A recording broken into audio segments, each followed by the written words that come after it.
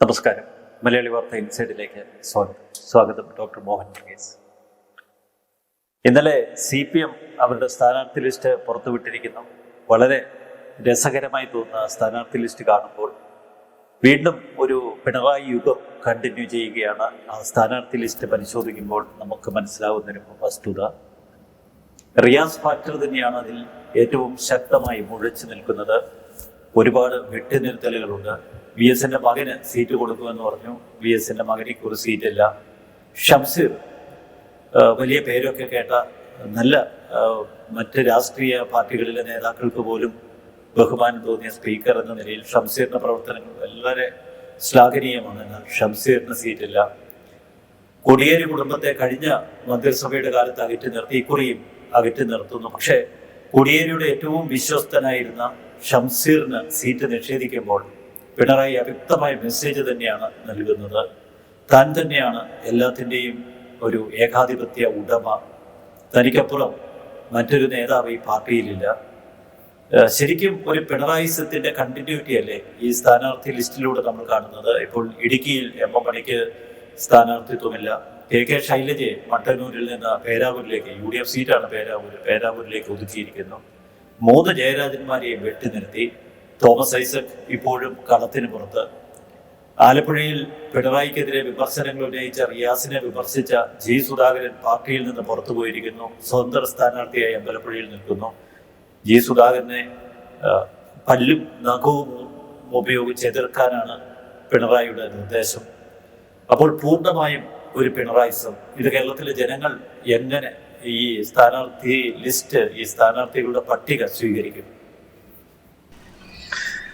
CPM-നെ സംബന്ധിച്ചിടത്തോളം തിരഞ്ഞെടുപ്പ് പ്രഖ്യാപനം വന്നു കഴിഞ്ഞ് ഡേറ്റ്സ് അനൗൺസ് ചെയ്ത് 1 മണിക്കൂറിനുള്ളിൽ തന്നെ CPI ആദ്യം തുടർച്ചയായി CPM കഴിഞ്ഞ ദിവസം 5 മണിക്ക് സ്ഥാനാർത്ഥി പട്ടിക 81 പേരുടെ പട്ടികയാണ്. 86 സീറ്റിൽ മത്സരിക്കുന്നതിൽ 81 പേരുടെ പട്ടികയാണ്. 76 സ്ഥാനാർത്ഥികളും CPM-ന്റെ അരിവാൾ ചുറ്റിക നക്ഷത്രം ചിഹ്നത്തിൽ മത്സരിക്കുന്നവരും മറ്റ് സ്വതന്ത്രരും CPM സ്വതന്ത്രരും ചേരുന്ന പട്ടിക പുറത്തു വിട്ടുകൊണ്ട് തന്നെ ഒരു നല്ല ഫീൽ ഉണ്ടാക്കിയെടുത്തു. പക്ഷേ ആ ലിസ്റ്റിനെ ഒന്ന് തലനാരിഴ കീറി പരിശോധിക്കുമ്പോഴാണ് കൃത്യമായ ആ പിണറായി ടച്ച് കാണുക. ഇവിടെ ഇംഗ്ലീഷ് സേയിങ്ങുണ്ടല്ലോ, to know who is the boss. അർത്ഥശങ്കക്കിടയില്ലാത്ത രീതിയിൽ മുഖ്യമന്ത്രി ശ്രീ പിണറായി വിജയൻ പറയുകയാണ്, ഞാൻ തന്നെയാണ് ബോസ്. എന്നിലൂടെയല്ലാതെ ആരും തന്നെ ഈ ലിസ്റ്റിലേക്ക് പ്രവേശിക്കുന്നില്ല എന്ന് ഉറപ്പുവരുത്തുന്ന ചില നിഗമനങ്ങളിലാണ് നമ്മൾ എത്തിച്ചേരുന്നത്. അതിന്റെ ഭാഗമായിട്ടാണ് ആത്യന്തികമായി ഏതെങ്കിലും രീതിയിൽ തന്റെ സിംഹാസനത്തിന് പാർട്ടിക്കുള്ളിലോ പുറത്തോ ഒരു തട്ട് വരാൻ സാധ്യതയുള്ള ഒരാളെയും 7 അയല തടുപ്പിച്ചിട്ടില്ല. അതുകൊണ്ട് പാർട്ടി സെക്രട്ടറി കഴിഞ്ഞ ദിവസം പത്രസമ്മേളനത്തിൽ ഇത് പറഞ്ഞപ്പോൾ, ലിസ്റ്റ് പ്രസിദ്ധീകരിച്ച സമയത്ത് ആദ്യം പറഞ്ഞത് എന്താണ്? പോളിറ്റ് ബ്യൂറോയിൽ നിന്നും ഒരാൾ മത്സരിക്കാൻ പാർട്ടി തീരുമാനിച്ചു. അത് മറ്റാരുമല്ല, മുഖ്യമന്ത്രി ശ്രീ പിണറായി വിജയൻ മാത്രമാണ്. Only 1 polit bureau member. അതായത് ഇപ്പോൾ നിലവിൽ പോളിറ്റ് ബ്യൂറോയിലുള്ള മറ്റ് അംഗങ്ങൾ ആരും തന്നെ കേരളത്തിൽ ഇല്ലാത്തത് കൊണ്ട് ആരാവും LDF വിജയിച്ചാൽ മുഖ്യമന്ത്രി എന്നതിൽ യാതൊരു സംശയവുമില്ല. അതാണ് ഒരു കാര്യം. 2, തന്നേക്കാൾ ഒരുപക്ഷെ തലപ്പൊക്കത്തിൽ വളരാൻ ഏതെങ്കിലും സാധ്യതയുള്ളവരെ ഒരുപക്ഷെ തോൽക്കുന്ന സീറ്റുകളിൽ നിയോഗിക്കുക, അല്ലെങ്കിൽ അവരെ പാർട്ടിക്ക് പുറത്തേക്കുള്ള വഴി കാട്ടിക്കൊടുക്കുക, പുറത്തേക്ക് പോകാൻ നിർബന്ധിതരാവുക, അകത്തുണ്ടെങ്കിൽ പഞ്ചപുച്ഛമടക്കി എല്ലാ അവഗണനയും സഹിച്ച് സീറ്റില്ലാതെ ഒതുങ്ങിക്കൂടി നിൽക്കുക. ഇത് മാത്രമാണ് പോംവഴി. അങ്ങനെയാണ് തനിക്ക് മാത്രമല്ല തൻ്റെ മരുമകനും, അതായത് മുഹമ്മദ് റിയാസ് എന്ന മന്ത്രിക്ക് മുന്നോട്ടുള്ള ഗതി, താൻ ഉള്ളപ്പോൾ, താൻ ജീവിച്ചിരിക്കുമ്പോൾ ഒരു വഴി ഒരുക്കി കൊടുത്തില്ലെങ്കിൽ പിന്നീട് ചെന്നായിക്കൂട്ടം പോലെ തൻ്റെ മരുമകനെ, തൻ്റെ മകളുടെ പ്രിയപ്പെട്ട ഭർത്താവിനെ മറ്റ് ആളുകൾക്ക് CPM-ലെ മറ്റുള്ളവർ ഒതുക്കി ഒരു മൂലയ്ക്കാക്കും. അതുകൊണ്ടാണ് ഷംസീറിന്റെ തലശ്ശേരി സീറ്റ് നിഷേധിക്കാൻ ന്യായമായ കാരണം ഒന്നും തന്നെ ഇത് പുറത്തു നിന്നുകൊണ്ട് നോക്കുമ്പോൾ കാണാനില്ല. കാരണം എത്രയോ പേർക്കാണ് 2 ടേം നിബന്ധന മറികടന്ന് 3ാമത്തെ ടേം. CPM-ന്റെ സ്ഥാനാർത്ഥി പട്ടികയിലാണ്ട് 56 പേരും മുൻ MLA-മാർ തന്നെയാണ്. അതിനർത്ഥമെന്ന് പറഞ്ഞാൽ ഈ CPM പറഞ്ഞൊരു ന്യായമുണ്ട്. അതത് മണ്ഡലങ്ങളിൽ ചില ആളുകൾക്ക് വിജയസാധ്യത ഉണ്ടെങ്കിൽ 3ാമത്തെ ടേം ഒരു പ്രതിബന്ധമാകേണ്ടതില്ല. തിരുവനന്തപുരം ജില്ലയിൽ മത്സരിക്കുന്ന പലരും 2ാം ഊഴം 3ാം ഊഴം മത്സരിക്കുന്നവരാണ്.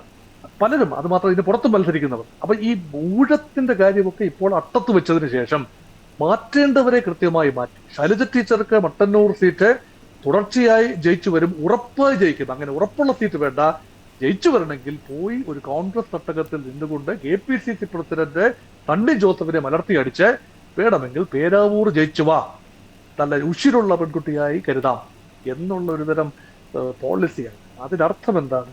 വെട്ടിനിർത്തേണ്ടവർ, നേരത്തെ പറഞ്ഞത് ശരിയാണ്, VS അച്യുതാനന്ദന്റെ മകൻ അരുൺകുമാർ രംഗത്ത് വരുന്നത് ഒഴിവാക്കിയിരിക്കുന്നു. അത് വലിയൊരു ഫാക്ടറാണ് എന്നതുകൊണ്ടല്ല. വേണ്ട, VSന്റെ ഒരു തിരിശേഷിപ്പ് ഒരിടത്തും വേണ്ട പാർട്ടിയിൽ എന്ന ഒരു ചിന്തയാകാം. സുധാകരനെ വളരെ തന്ത്രപൂർവ്വം പുറത്തു പോകേണ്ട ഒരു സാഹചര്യം ഒരുക്കി സുധാകരൻ പുറത്തുപോയി അതിൽ നിന്ന് നേട്ടം എന്തെങ്കിലും ഉണ്ടാക്കാനാവുമോ എന്ന ചിന്തയിലാണ്. അപ്പൊ തനിക്ക് എവിടുന്നാണ് വെല്ലുവിളി വരേണ്ടത്?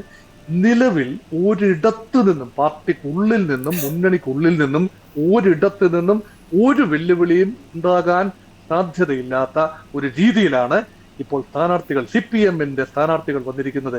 ഒരു ദുഃഖം മാത്രം, ഏതെങ്കിലും കാരണവശാൽ പിണറായി 3.0 സംഭവിക്കാതെ ഇരുന്നാൽ പ്രതിപക്ഷ നേതാവ് എന്ന രൂപത്തിൽ നിയമസഭയിൽ പങ്കെടുക്കുന്ന ഒരു അവസ്ഥ ഒന്ന് ആലോചിച്ച് നോക്കും. അതിന് അദ്ദേഹം തയ്യാറാവുമോ?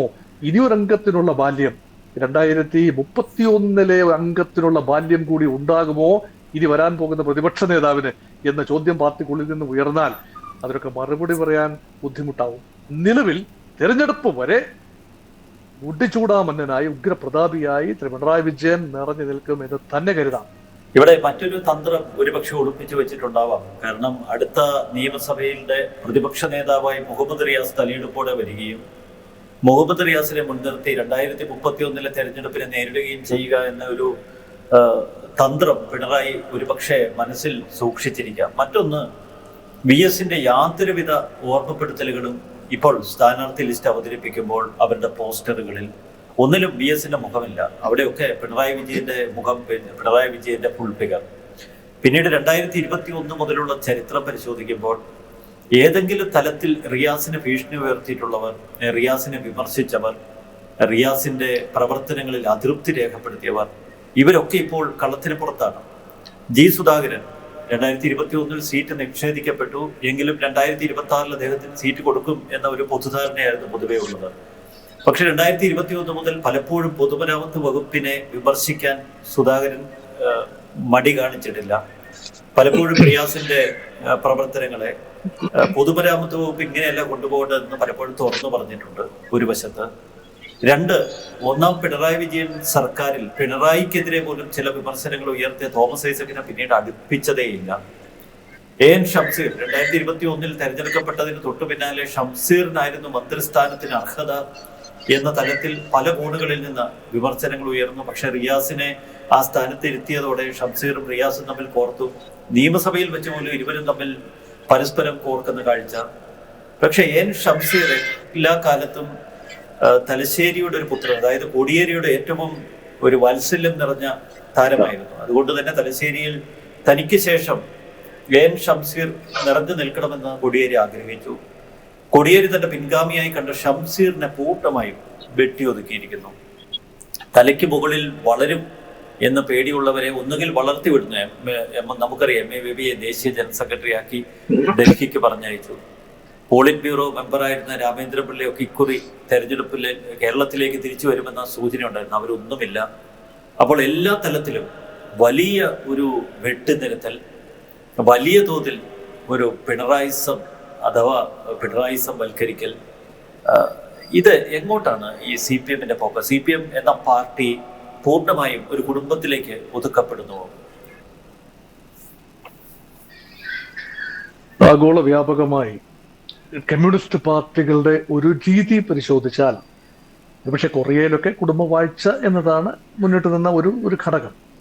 പക്ഷേ റഷ്യയിലാണെങ്കിലും ചൈനയിലാണെങ്കിലും ക്യൂബയിലാണെങ്കിലും കമ്മ്യൂണിസ്റ്റ് പാർട്ടിയുടെ തലപ്പത്തെ ഒരാൾ എത്തിക്കഴിഞ്ഞാൽ ആ വ്യക്തിക്ക് ചുറ്റുമാണ് പാർട്ടി പിന്നീട് സഞ്ചരിക്കുന്നത്. ആ വ്യക്തിയുടെ മരണം വരെ അധികാരത്തിൽ തുടരുകയും അതൊരു ജനാധിപത്യ സംവിധാനമല്ല എന്ന് പറയാം. ഒരുപക്ഷെ ക്യൂബയോ ചൈനയോ കൊറിയയോ ഒന്നും തന്നെ നമ്മൾ ഈ കാണുന്ന പോലെയുള്ള ജനാധിപത്യ സംവിധാനങ്ങളല്ല. പക്ഷെ വൺ മാൻ ഷോ തന്നെയാണ്.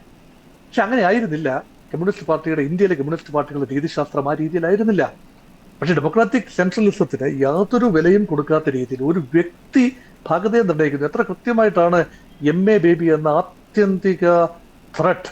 കാരണം MA ബേബിക്ക് ഒരു വലിയ അടിത്തറയുണ്ട്, സൈദ്ധാന്തിക പിൻബലമുണ്ട്, അദ്ദേഹത്തിന്റെ വിദ്യാഭ്യാസ യോഗ്യതയുണ്ട്, അദ്ദേഹത്തിന്റെ ഒരു ക്രെഡിബിലിറ്റി ഉണ്ട്. അതുകൊണ്ട് അദ്ദേഹത്തിന് ഒരുപക്ഷെ ഇവിടെ എങ്ങും നിൽക്കേണ്ടയാളല്ല, താങ്കൾ പാർട്ടി ജനറൽ സെക്രട്ടറി ആയിട്ട് പോയിക്കോളൂ. പക്ഷേ യഥാർത്ഥത്തിൽ who is number 1 in CPM in the whole country എന്ന് ചോദിച്ചാൽ there only one answer, that is mister Pinarayi Vijayan. അതായത് ദേശീയ ജനറൽ സെക്രട്ടറി പോലും പിണറായിയേക്കാൾ തലപ്പൊക്കത്തിൽ താഴെ തന്നെയാണ്. പാർട്ടിയുടെ അടിസ്ഥാനപരമായ ഘടന അനുസരിച്ച് അങ്ങനെയല്ലല്ലോ. സംസ്ഥാന സെക്രട്ടറിയും ദേശീയ സെക്രട്ടറിയും എല്ലാം തന്നെ മുഖ്യമന്ത്രി, ഒരു സംസ്ഥാന മുഖ്യമന്ത്രിയേക്കാൾ ഏറെ തലപ്പൊക്കത്തിൽ നിൽക്കേണ്ടതാണ്. അപ്പോൾ അങ്ങനെ ഒരു യുദ്ധതന്ത്രം, പരമ്പരാഗതമായ യുദ്ധതന്ത്രത്തിൽ ബൈബിളിൽ കാണുന്ന ദാവീദിന്റെ യുദ്ധതന്ത്രത്തിൽ പോലും കാണുന്ന പ്രതിയോഗിയാകാൻ സാധ്യതയുള്ള, തനിക്ക് ഏതെങ്കിലും രീതിയിൽ ചെറുതോ വലുതോ ആയ വെല്ലുവിളി ഉണ്ടാക്കുന്ന ആളുകളെ യുദ്ധമുന്നണിയുടെ മുൻനിരയിലേക്ക് അയച്ച് വീരമൃത്യു വരിക്കാനുള്ള സാഹചര്യം ഉണ്ടാക്കുക, അതൊരു തന്ത്രം. അല്ല എങ്കിൽ യുദ്ധത്തിലേ പങ്കെടുപ്പിക്കാതെ മാറ്റി നിർത്തി ജനങ്ങളുടെ കല്ലേറ് കൊള്ളാൻ വിധിക്കപ്പെടുക, അവഗണിക്കുക, അതൊരു തന്ത്രമാണ്. അതുമല്ല എങ്കിൽ ഏതെങ്കിലും രീതിയിൽ ഏടാകൂടത്തിൽ ചാടിക്കുക, അല്ലെങ്കിൽ പുകച്ച് ചാടിക്കുക. അപ്പൊ തനിക്ക് വഴങ്ങുന്ന ഒരു സേന യുദ്ധ ജയത്തിന് ശേഷവും തന്റെ അപ്രമാദം തുടരാനാവൂ എന്ന് പിണറായിയുടെ ഒരു ചിന്തയാണ്. അതുകൊണ്ടാണ് AN ഷംസീർ, ഇത് വലിയൊരു മാസ്റ്റർ സ്ട്രോക്കാണ്. AN ഷംസീർ അല്ലെങ്കിൽ മുഹമ്മദ് റിയാസ് എന്നതാണ് മലബാറിലെ ഒരു ഭാവി നേതൃത്വം എന്ന് പറയുന്നത്. ജയരാജൻ യുഗം കഴിഞ്ഞിരിക്കുന്നു. P Jayarajan, MP Jayarajan, EP Jayarajan, ഈ 3 ജയജര തണ്ടും തടിമിടുക്കമുള്ള 3 ജയരാജന്മാരാണ്. എന്തിനും പോകുന്ന 3 ജയരാജന്മാരാണ്. അതിൽ 3 പേരെ 3 വ്യത്യസ്തമായ രീതിയിൽ അവരുടേതായ ഇടത്ത് അങ്ങ് ഇരുത്തി. അപ്പോൾ P ജയരാജൻ ഒരു ഘട്ടത്തിൽ പാർട്ടിയേക്കാൾ വളരെ ഉയരത്തിൽ ഉയർന്നു. കണ്ണൂരിൽ PJ ആർമിയൊക്കെ വലിയ ഇതിഹാസ നായകനായി ഉയർന്നു. അദ്ദേഹത്തിന്റെ ചിറകുകൾ അരിഞ്ഞു, കേൾക്കാനേ ഇല്ല. MV ജയരാജൻ ചിറ്റപ്പൻ സ്ഥാനത്ത് അങ്ങ് ഇരുത്തി. MV ജയരാജന് ഇടം വലം അനങ്ങാനാവാത്ത രീതിയിൽ BJP ബന്ധമൊക്കെ ആരോപിച്ച്, ഇതിപ്പോ ആരോപിക്കപ്പെടുമ്പോൾ അതിന്റെ പിന്നിൽ ആരുടെ ചിന്തകളാണ് എന്നുകൂടി ഓർക്കണം. സ്വാഭാവികമായി വന്നതാണോ, വരുത്തിയെടുത്തതാണോ എന്ന് ചിന്തിക്കണം. അദ്ദേഹം ഒരു ഫാക്ടർ അല്ല. ഇപ്പോൾ MV ജയരാജൻ ഒതുക്കപ്പെട്ട് നിൽക്കുന്ന ഒരു കാഴ്ചയും കാണുന്നു. ഇപ്പൊ ജില്ലയിൽ മാത്രം ഒതുങ്ങി, കണ്ണൂർ ജില്ലയിൽ മാത്രം ഒതുങ്ങി നിൽക്കുന്ന ഒരു കാഴ്ച. അങ്ങനെയെങ്കിൽ പിന്നെ ആരാണ്? കണ്ണൂർ തന്നെയാണ് ലോബി, കണ്ണൂർ തന്നെയാണ് തലപ്പൊക്കത്തിൽ നിൽക്കുന്നത്. ഇപ്പൊ കണ്ണൂരിന്റെ മരുമകൻ കോഴിക്കോട് മത്സരിക്കുന്ന, അല്ലെങ്കിൽ ബേപ്പൂരിൽ മത്സരിക്കുന്ന മുഹമ്മദ് റിയാസ്. അപ്പൊ റിയാസിന് അടുത്ത പ്രതിപക്ഷ നേതാവാകാൻ തീർച്ചയായും അവസരം ലഭിക്കത്തക്ക രീതിയിൽ പിണറായി ഹാൻഡ് പിക്ക് ചെയ്ത MLA മാർ അവരാണല്ലോ അവരുടെ പാർലമെന്ററി പാർട്ടി നേതാവിനെ തെരഞ്ഞെടുക്കേണ്ടത്. പിണറായി വിജയൻ തന്നെ തെരഞ്ഞെടുക്കപ്പെടുമെന്ന് ഉറപ്പില്ല, അദ്ദേഹം വേണ്ട എന്ന് പറഞ്ഞാൽ പിന്നെ ഉള്ളത് മുഹമ്മദ് റിയാസാണ്. ഒരുപക്ഷെ നഷ്ടപ്പെട്ടു പോയ സ്വാധീനം CPM-ന് മുസ്ലിം ജനസാമാന്യത്തിൽ നഷ്ടപ്പെട്ടുകൊണ്ടിരിക്കുന്ന, അല്ലെങ്കിൽ ഏതാണ്ട് അന്യം നിന്ന് പോയിരിക്കുന്ന സ്വാധീനം തിരിച്ചു പിടിക്കാൻ ഒരു മുസ്ലിം മുഖം അവിടെ വേണം എന്ന ഒരു ചിന്ത ഒരു പക്ഷേ പാർട്ടിയിലേക്ക് സന്നിവേശിപ്പിക്കാൻ കഴിയും. MV രാഘവൻ പണ്ട് പറഞ്ഞൊരു അടവ് നയമുണ്ടല്ലോ, ആ അടവ് നയത്തിന്റെ പുതിയൊരു രൂപം ഒരു പക്ഷെ മുസ്ലിംകളിലേക്ക് ഒരു പാലം. ഇതാ ഞങ്ങളുടെ ഉന്നത നേതൃത്വം ഇസ്ലാമിൽ നിന്ന് വരുന്ന ഒരു പാർട്ടി, കോൺഗ്രസ് പാർട്ടിയുടെ ഉന്നത നേതൃത്വം അവിടെ നല്ല വരുന്നത്. അങ്ങനെ CPM-ന്റെ ഉന്നത നേതൃത്വം for the first time comes from Muslim community. അപ്പം തീയ സമുദായത്തിൽപ്പെടുന്ന ഭാര്യയും മുസ്ലിം സമുദായത്തിൽപ്പെടുന്ന ഭർത്താവും, ഇതൊരു ഡെഡ്ലി കോമ്പിനേഷനാണ്. കേരളത്തിലെ 2 വലിയ സമുദായങ്ങൾ, പിണറായിയുടെ മകളും മരുമകനും എന്ന് പറയുമ്പോൾ അതിനകത്തൊരു വലിയൊരു പൊളിറ്റിക്കൽ മെസ്സേജ് കൊടുക്കാറുണ്ട്, സംവിധായകരോട് വലിയ മെസ്സേജ് കൊടുക്കാനുണ്ട്. അവ എല്ലാത്തിൻ്റെയും ഒരു മെൽറ്റിംഗ് പോട്ട് കൾച്ചറായി ഉയർത്തിക്കൊണ്ടുവരാനുള്ള ഒരു വലിയ പദ്ധതിയുടെ ഒരു ചുരുളാണോ ആദ്യം അഴിഞ്ഞു തുടങ്ങുന്നത് ഈ സ്ഥാനാർത്ഥി പട്ടികയിലൂടെ എന്ന ചിന്തിക്കുന്ന ആളുകളുണ്ട്. മറുവശത്ത് നമുക്കറിയാം, ഏറെ പ്രതീക്ഷയോടെയാണ് MP നികേഷ് കുമാർ റിപ്പോർട്ടറൊക്കെ വിറ്റ് പാർട്ടിയുടെ പ്രചരണ ചുമതല ഏറ്റെടുത്ത് ഒരു പ്രത്യേക സെല്ലൊക്കെ കൈകാര്യം ചെയ്തിരുന്നത്. പക്ഷെ നികേഷ് കുമാറിനെ പൂർണ്ണമായും വെട്ടി നിർത്തിയിരിക്കുന്നു. പണ്ട് അഴീക്കോട് മത്സരിച്ച ഒരു പാരമ്പര്യമുണ്ട് നികേഷിനെ സംബന്ധിച്ച്. നികേഷ് ഏതെങ്കിലും തലത്തിൽ മുഹമ്മദ് റിയാസിന്റെ ഭീഷണിയായി വളരുമോ എന്ന് ഭയന്നാണോ നികേഷിനെ അങ്ങ് മാറ്റി നിർത്തിയത്? പ്രദീപ് കുമാറിന്റെ ഒക്കെ കാര്യം നമുക്കറിയാം. തലയെടുപ്പുള്ള ഒരാളും ഇപ്പോൾ മലബാറിലില്ല. കൃത്യമായി അത് തന്നെയാണ് തലയെടുപ്പുള്ള ഇത്. രണ്ട് കാര്യങ്ങളാണ്. MV രാഘവന്റെ മകനാണല്ലോ. പിതാവ് സഞ്ചരിച്ച വഴിയിൽ നിന്നും ലേശം മാറി സഞ്ചരിച്ചു. ഏതറ്റം വരെ പോയി വേണമെങ്കിലും ജയിച്ചു വരാൻ സന്നദ്ധനായി കിണറിൽ വരെ ഇറങ്ങി തന്റെ പാർട്ടി കൂട് തെളിയിച്ച ആളാണ് MV നികേഷ് കുമാർ. ഇപ്രാവശ്യം ഇറങ്ങാൻ ഒരു കിണർ കൊടുക്കാതെ പോയി. കാരണം ഒരു മണ്ഡലമില്ലാതെ, ചവിട്ടി നിൽക്കാൻ ഒരു ഇടമില്ലാതെ നികേഷ് കുമാർ കടിച്ചതുമില്ല പിടിച്ചതുമില്ല എന്ന മട്ടിൽ റിപ്പോർട്ടർ അതിന്റെ വെള്ളി വെളിച്ചത്തിൽ നിന്ന് ഇറങ്ങുകയും ചെയ്തു. ഇപ്പോഴിതാ ഇല്ലത്തുനിന്നും തിരിച്ചു അമ്മ തൊട്ടെത്തിയിട്ടുമില്ല. ഇനി എന്ത് ചെയ്യും? ഇന്റലക്ച്വൽ സെല്ലിന്റെ കൺവീനറോ IT സെല്ലിന്റെ കൺവീനറോ എന്നതൊക്കെ പാർട്ടിയിൽ എത്രയോ ചെറിയ തസ്തികകളാണ്. അതല്ലല്ലോ നികേഷ് കുമാറിനെ പോലെ ധിഷണാശാലിയായ വളരെ കാര്യക്ഷമതയുള്ള വലിയ ഒരു പരിചയപ്പെടുത്തലും ആവശ്യമില്ലാത്ത ഒരു വിഖ്യാത മുഖം, ആ മുഖത്തെ പോലും ഉപയോഗപ്പെടുത്താൻ പാർട്ടിക്ക് കഴിയുന്നില്ല. MV രാഘവന്റെ ലെഗസി പൂർണ്ണമായി അവസാനിപ്പിക്കണം. VS അച്യുതാനന്ദന്റെ ലെഗസി അവസാനിപ്പിക്കണം. ഒരു ലെഗസിയും ഉണ്ടാവരുത്. നേരത്തെ പറഞ്ഞതുപോലെ ഈ പാർട്ടിയുടെ എല്ലാവരും സ്നേഹിക്കുന്ന ജനറൽ സെക്രട്ടറി ആയിരുന്നല്ലോ, പാർട്ടി സെക്രട്ടറി ആയിരുന്നല്ലോ കോടിയേരി ബാലകൃഷ്ണൻ. കോടിയേരി ലെഗസി പോലും തന്നെ ശിഷ്യന്റെ രൂപത്തിൽ പോലും ഉണ്ടാവരുത് എന്ന് പറയുമ്പോൾ സമഗ്രാധിപത്യം, അത് ഒരു വ്യക്തിയുടെ ഒരു മേൽക്കോയ്മ എല്ലാ തലത്തിലും, അതിനാണല്ലോ സമഗ്രാധിപത്യം എന്ന് പറയുന്നത്. അത് ഉറപ്പുവരുത്തുന്നതിൽ പിണറായി വിജയൻ വിജയിച്ചു എന്ന് പറയാം. പക്ഷെ സംവിധായകർക്ക് സംവിധായകരോട് ഏറെ ഉത്തരങ്ങൾ പറയേണ്ടി വരും ഒരു പക്ഷേ അത് ചോദിക്കാൻ മലബാറിന് പുറത്തുമുള്ള സംവിധായകർ പാർട്ടിയോട് ചോദിക്കാൻ തയ്യാറാകുമോ, തെരഞ്ഞെടുപ്പിലൂടെ അതിനുള്ള മറുപടി കൊടുക്കാൻ തയ്യാറാകുമോ എന്നത് കൃത്യമായി ഉറപ്പില്ല. മട്ടന്നൂരിൽ VK സനോജിന് ലോട്ടറി അടിച്ച ഒരു നേട്ടമാണ് കൈവരിക്കാൻ കഴിഞ്ഞത്. അതേസമയത്ത് KK ശൈലജയെ പേരാവൂരിലേക്ക് ഒതുക്കുമ്പോൾ പേരാവൂരിൽ ഒരു തോൽവി ഒരു പക്ഷേ ശൈലജയുടെ രാഷ്ട്രീയ ഭാവി പോലും അടഞ്ഞു പോകില്ലേ? തലശ്ശേരി ലോട്ടറി അടിച്ചിരിക്കുന്ന കാരായി രാജൻ, അതാണ് ഏറ്റവും വലിയ തമാശ. അതെ കാരായി കാരായിക്കാരെ കുറിച്ച് ഉള്ള ഒരു ഇമേജ് കേരളത്തിന്റെ പൊതുസമൂഹത്തിന് അറിയാമല്ലോ. കാരായി ചന്ദ്രശേഖരൻ, കാരായി രാജൻ എല്ലാം. അപ്പൊ തലശ്ശേരി ഷുവർ സീറ്റാണ്. അപ്പൊ തലശ്ശേരിയിൽ കാരായി രാജൻ വരുമ്പോൾ മറ്റ് ആർക്കും അവിടെ പിന്നെ സ്ഥാനമില്ല. MV നികേഷ് കുമാറിനോ മറ്റാർക്കും അവിടെ സ്ഥാനമില്ലാതെ പോകും, അല്ലെങ്കിൽ ആർക്കും തന്നെ. അപ്പം അതൊന്ന്. മട്ടന്നൂർ എന്ന് പറയുന്നത് 101% ഷുവർ സീറ്റാണ്. 60,000-ൽ പരം വോട്ടുകൾക്ക് ഈ ശൈലജ ടീച്ചർ ജയിച്ചു വന്ന മട്ടന്നൂരിൽ ഒരു ആവൃത്തി കൂടി ശൈലജ ടീച്ചറിന് കൊടുത്താൽ ആകാശം ഇടിച്ചു വീഴുകയൊന്നുമില്ലായിരുന്നല്ലോ. അതുകൊണ്ട് പോയി ജയിച്ചു വാ, പോയി KPCC പരാജയപ്പെടുത്തിക്കൊണ്ടുവാ, നിങ്ങളുടെ മൂല്യം അങ്ങനെ ഇളക്കാം. അതുകൊണ്ട് യഥാർത്ഥത്തിൽ ഇത് കുശുമ്പെന്നാണ് മലയാളത്തിൽ പറയുക. അതൊരു കേരളത്തിന്റെ ജനമനസ്സുകളിൽ വലിയ ഒരു ഇടം, ഹൃദയത്തിൽ ഒരു ഇടം, ടീച്ചറമ്മ എന്നുകൂടിയൊക്കെ വിളിക്കുന്ന ശൈലജ ടീച്ചർ നേടിയെടുത്തു. കോവിഡ് കാലഘട്ടത്തിൽ മാധ്യമ കണ്ണുകൾക്ക് മുന്നിൽ വന്നുകൊണ്ട് കേരളത്തോടായി നല്ല വാക്കുകൾ പറഞ്ഞ് കേരളത്തെ സമാധാനിപ്പിച്ചു നിർത്തിയ ചില ആരോപണങ്ങളൊക്കെ ഉണ്ടായി, ശരിയാണ്, സമാധാനിപ്പിച്ചു നിർത്തിയ, അതുവരെ കാര്യമായി കെട്ടുകൾക്കൊന്നും ഇല്ലാതിരുന്ന ശൈലജ ടീച്ചർ ഒരു ഇതിഹാസ നായികയായി, ഉണ്ണിയാർച്ചയായി, വടക്കിന്റെ വീരാങ്കരയായി ഉയർന്നു വരുന്നു എന്ന ചിന്ത വല്ലാതെ ശ്രീ പിണറായി വിജയനെ അലോസരപ്പെടുത്തിയിട്ടുണ്ടാവാം. അതുകൊണ്ട് തന്നെ ഒരു കുരുതി കൊണ്ട് മതിയായില്ല. വടകര പാർലമെന്റ് സീറ്റിൽ ഒരു കാരണവുമില്ലാതെ അകാരണമായി വടകര പാർലമെന്റ് സീറ്റിലേക്ക് മത്സരിച്ച് 1.25 ലക്ഷം വോട്ടിന് ഷാഫി പറമ്പിലിനോട് പരാജയപ്പെടാൻ വഴി ഒരുക്കിയതിലൂടെ ശൈലജ ടീച്ചറുടെ വിധി കുറിക്കപ്പെട്ട് കഴിഞ്ഞു. നമുക്ക് ഉറപ്പിക്കാമെന്ന് തോന്നുന്നു. കാരണം കളമശ്ശേരിയിലെ P രാജീവും കൊട്ടാരക്കരയിലെ ബാലഗോപാലിനെയും മാറ്റി നിർത്തിയാൽ റിയാസിനൊപ്പം തലപ്പൊക്കമുള്ള മറ്റൊരാളില്ല. പിന്നീട് ഇപ്പോ ഒരുപക്ഷെ PP ചിത്തരഞ്ജനെ പോലെ അല്ലെങ്കിൽ സജി ചെറിയാനെ പോലെയൊക്കെയുള്ള ജനങ്ങൾക്ക് പോലും അത്ര ഇഷ്ടപ്പെടാത്ത കഥാനായകർ മാത്രമേ റിയാസിന് ചുറ്റുവട്ടത്തുള്ളൂ. അതുകൊണ്ട് വരുന്ന നിയമസഭയിലെ പ്രതിപക്ഷ നേതാവായി റിയാസിനെ തെരഞ്ഞെടുക്കാൻ പറ്റിയ പ്രയാസമൊന്നും ഉണ്ടാകില്ല. പാർട്ടിക്കുള്ളിൽ ഒരുപക്ഷെ P രാജീവനും KN ബാലഗോപാലിനും ഒക്കെയുള്ള സീനിയോറിറ്റി മറികടന്നുകൊണ്ട് ഡിവൈഎഫ്ഐയുടെ അഖിലേന്ത്യാ നേതാവ് കൂടിയായിരുന്ന റിയാസിന് ഒരു നല്ല SFI കാലഘട്ടം, ഡിവൈഎഫ്ഐ കാലഘട്ടം ഒക്കെ തന്നെ ത്യാഗോജ്വലമായ ഒരു വിപ്ലവ ചരിത്രം, സമര ചരിത്രം ഒക്കെ ഉള്ള ആൾ കൂടിയാണ് റിയാസ്. പക്ഷേ സീനിയോറിറ്റി എന്നും സീനിയോറിറ്റി ആണല്ലോ.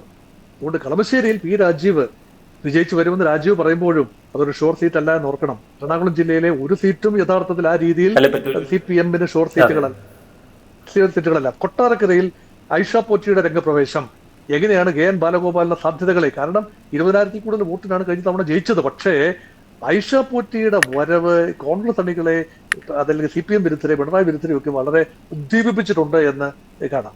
കോൺഗ്രസ് സ്ഥാനാർത്ഥിത്വം പ്രതീക്ഷിച്ചിരുന്ന ആള് BJP സ്ഥാനാർത്ഥിയായി മാറി.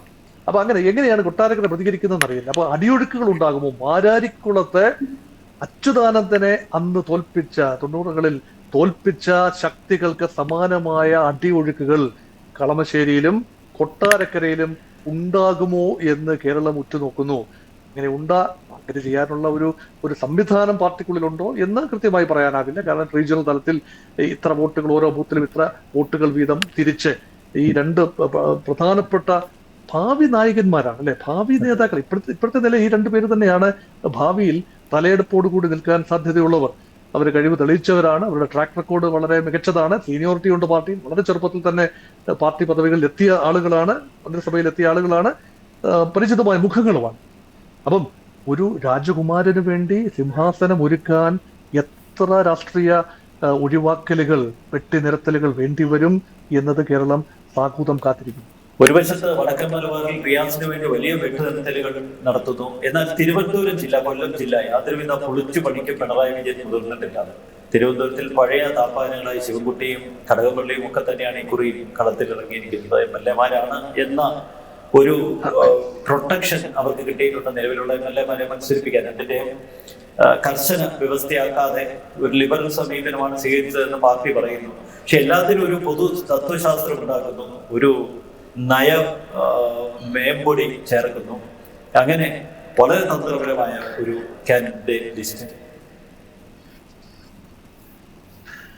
തിരുവനന്തപുരത്ത്, അതായത് തിരുവിതാംകൂറിൽ ഒരു ന്യായം, മലബാറിൽ മറ്റൊരു ന്യായം. അതല്ലേ സംഭവിക്കുന്നത്? തിരുവിതാംകൂർ ന്യായം തിരുവനന്തപുരം, കൊല്ലം ജില്ലകളിൽ താപ്പാനകളായി ഒരുപാട് പേർ 2 ടേം 3 ടേം കഴിഞ്ഞ് ഇങ്ങനെ പോയിക്കൊണ്ടിരിക്കുകയാണ്. പാർട്ടിയുടെ ന്യായം എന്താണ്? അവർ മത്സരിച്ചെങ്കിലേ, കഴക്കൂട്ടത്ത് കടകംപള്ളി മത്സരിച്ചെങ്കിലേ വിജയിക്കൂ. നേമത്ത് ജയന്റ് കില്ലറായി ശിവൻകുട്ടി ഉണ്ടാവണം, അത് പറ്റില്ല. അതുപോലെ തെക്ക് പാറശാല, നെയ്യാറ്റിൻകര, നെടുമങ്ങാട് മണ്ഡലങ്ങളിലൊക്കെ ജയിച്ചു വന്ന നമുക്കറിയാം. കാട്ടാക്കടയിലെ IB സതീഷ്, പിന്നീട് ജനകീയരാണ്. അവരുടെയൊക്കെ പേരെടുത്താല് അവർക്കൊക്കെ വലിയൊരു കുറവ് പറയാനില്ലേ. കോൺഗ്രസിന്റെ സ്ഥാനാർത്ഥി പട്ടികയിൽ ഇടം പിടിക്കാനുള്ള ഈ കടിപിടി കാണുമ്പോൾ അതിനേക്കാളൊക്കെ ഒരു മെച്ചപ്പെട്ട ഒരു നില ഇവർ ഇതിനകം തന്നെ സൃഷ്ടിച്ചെടുത്തിട്ടുണ്ട്. പക്ഷെ വടക്കൻ മലബാറിലെ ഷംസീറിനെ പോലെയുള്ളവരെ വെട്ടിയൊതുക്കുന്നത് കാണുമ്പോൾ, ശൈലജയെ പേരാവൂരിലേക്ക് തള്ളി മാറ്റുന്നത് കാണുമ്പോൾ ഒരു പക്ഷേ കേരളത്തിന് വികാരം തോന്നിയാൽ അതിൽ കുറ്റം പറയാൻ കഴിയില്ലല്ലോ. ഇല്ല, കഴിയില്ല, ഒരിക്കലും കുറ്റം പറയാൻ കഴിയില്ല. കാരണം അതാണ് രാഷ്ട്രീയം. കേരള രാഷ്ട്രീയം അടുത്ത് നിന്ന് നോക്കുന്നവർ ഈ കാര്യങ്ങൾ യഥാർത്ഥത്തിൽ ശ്രീ പിണറായി വിജയന് മാത്രമല്ലല്ലോ ഈ രാഷ്ട്രീയമായ വകതിരിവുള്ളത്. ഇത് കണ്ടു നിൽക്കുന്ന പാർട്ടിക്കുള്ളിൽ നടക്കുന്ന നീക്കങ്ങൾ, ചില സ്ഥാനാർത്ഥി നിർണയം ഉൾപ്പെടെയുള്ള കാര്യങ്ങൾ സാഹൂതം വീക്ഷിക്കുന്ന ബുദ്ധിശാലികളായ നിരീക്ഷകരുണ്ട്. അവർ കാണുന്ന ഒരു ചിത്രമാണ്. ഇവിടെയൊക്കെ എല്ലാം ഭദ്രം. തിരുവനന്തപുരം, കൊല്ലം ജില്ലകളാണ് CPM-ന് ഏറെ പ്രതീക്ഷകളുള്ള ജില്ല. ഒരു പരിധിവരെ ആലപ്പുഴ ജില്ലയും, സുധാകരൻ ഇഫക്റ്റ് എങ്ങനെയാണ് ആലപ്പുഴ ജില്ലയെ ബാധിക്കുന്നതെന്ന് അറിയില്ല. എങ്കിൽ പോലും തിരുവനന്തപുരം, കൊല്ലം ജില്ലകളിലെ മഹാഭൂരിപക്ഷം സീറ്റുകളും നേടാനായില്ല എങ്കിൽ ഒരു നല്ല ഫൈറ്റ് കൊടുക്കാൻ പോലും LDF-ന് കഴിയില്ല. മലബാർ പണ്ടത്തെ മലബാർ അല്ല. മുസ്ലിം ജനസാമാന്യത്തിന്റെ വേറിട്ടൊരു ചിന്ത ഇപ്രാവശ്യം കോഴിക്കോട് ജില്ലയിൽ ഉൾപ്പെടെ CPM-ന്റെ സീറ്റുകളിൽ വലിയ രീതിയിലുള്ള കുറവ് വരുത്താൻ സാധ്യതയുണ്ട്. അതുകൊണ്ട് ആന്റി ഇൻകംബൻസി മറികടക്കാൻ സാധാരണ ചെയ്യുന്നത് പുതിയ സ്ഥാനാർത്ഥികളെ പരീക്ഷിക്കുക, പുതിയ മുഖങ്ങൾ കൊണ്ടുവരിക. അങ്ങനെ അല്ല തിരുവനന്തപുരത്തും കൊല്ലത്തും സംഭവിച്ചത്. മഹാഭൂരിപക്ഷം ഇതാണ്. തിരുവനന്തപുരത്ത് ആരെയും തന്നെ വെട്ടിനിർത്തിയിട്ടില്ല. കൊല്ലത്തും പുതിയ മുഖങ്ങളൊന്നും കാണുന്നില്ല, പഴയ മുഖങ്ങളാണ്. അതുപോലെ തന്നെ തുടരുക. ഇവിടെ LDF-ന്റേതാണ് 14-ൽ 13 സീറ്റും. തിരുവനന്തപുരം ജില്ലയിൽ LDF-ന് കോള ഒഴിച്ചുള്ള സീറ്റുകളെല്ലാം LDF-ന്റേതാണ്. ഏതാണ്ട് പൂർണ്ണമായി അതേ രീതിയിൽ തന്നെ ജില്ലാ സെക്രട്ടറി ഉൾപ്പെടെ വീണ്ടും മത്സരിക്കുന്നു.